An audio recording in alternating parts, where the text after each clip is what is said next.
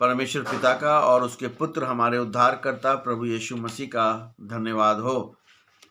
आज का जो मेरा टॉपिक है वो है प्रकाशित वाक्य की पुस्तक, उसका 4 अध्याय 10 और 11 पद, रेवलेशन चैप्टर 4 वर्स 10 एंड 11। और ये वीडियो प्रकाशित वाक्य की श्रृंखला का वीडियो नंबर 25 है। और यहाँ पे परमेश्वर के वचन में इस प्रकार से लिखा हुआ है, तब ये 24 प्राचीन उसके सामने जो सिंहासन पर बैठा है गिर पड़ते और उसकी जो युगानुयुग जीवित है वंदना करते, ये कहते हुए अपने मुकुट को सिंहासन के सामने डाल दिया करते हैं, हे हमारे प्रभु और परमेश्वर, तू ही महिमा, आदर और सामर्थ के योग्य है, क्योंकि तूने ही सब वस्तुओं को सिरजा और उनका अस्तित्व और उनकी सृष्टि तेरी ही इच्छा से हुई है।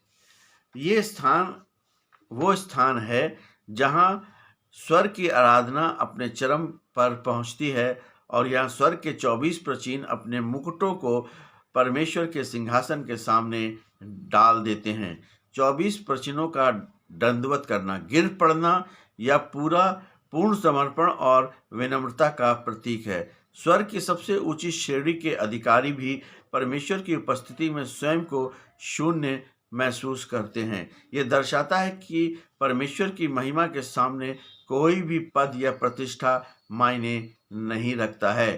प्राचीन काल में जब एक छोटा राजा किसी महान सम्राट जैसे रोमन सम्राट या फारसी राजा के सामने आता था तो उसे भी अपनी अधीनता स्वीकार करने के लिए दंडवत करना पड़ता था। यूहन्ना यहाँ पर दिखा रहा है कि संसार का असली सम्राट केवल परमेश्वर है। मुकुटों के सिंहासन के सामने डालना। मुकुट क्या है? ये मुकुट यूनानी शब्द में स्टेफनास यानी कि विजय का प्रतीक है। ये उन पुरस्कारों को दर्शाता है जो विश्वासियों को उनकी वफादारी के लिए मिले हैं। मुकुटों को फेंकना या डाल देना ये दर्शाता है कि हमारी हर उपलब्धि, शक्ति और धार्मिकता केवल परमेश्वर के अनुग्रह के कारण है। प्राचीन यह स्वीकार कर रहे हैं कि हमने जो कुछ भी जीता है वो तेरा ही है और ये अहंकार का पूर्ण त्याग है। तू योग्य है। महिमा परमेश्वर के दिव्य यानी कि डिवाइन उपस्थिति को, तेज को प्रकट करती है। आदर परमेश्वर के चरित्र और पवित्रता का सम्मान है। सामर्थ उसकी सृजन करने की अनंत सामर्थ है।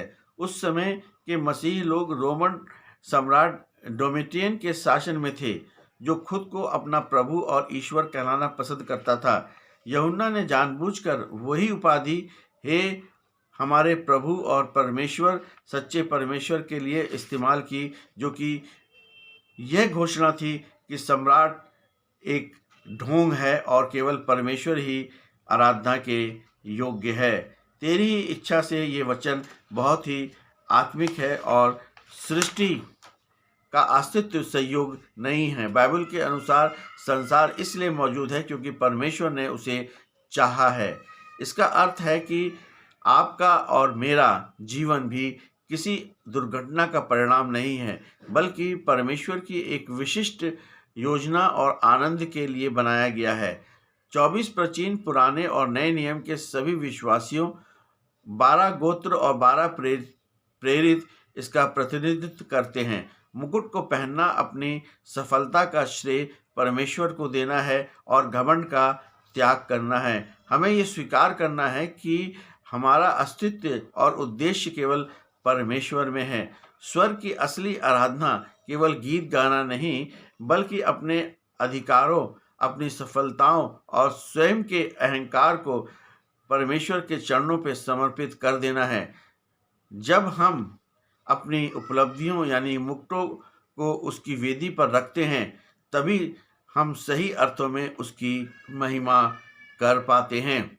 और इसीलिए हमें पूरी तौर पर समर्पण करना है। पूरी तौर पर जैसे कि 24 प्रेरितों ने जो है समर्पण किया है, वैसे ही हमें भी पूरी तौर पर समर्पण करना है, ताकि परमेश्वर के उस कार्यों को, परमेश्वर के उस राज्य को अपने जीवनों में अधिकाई के साथ देख सकें। इसलिए प्रभु यीशु मसीह पर विश्वास करें, प्रभु यीशु मसीह से अपने पापों को मान लें, प्रभु यीशु मसीह से अपने पापों का पश्चाताप करें और यीशु मसीह को उद्धारकर्ता के रूप में ग्रहण करें। यही मसीह जीवन है। आमीन।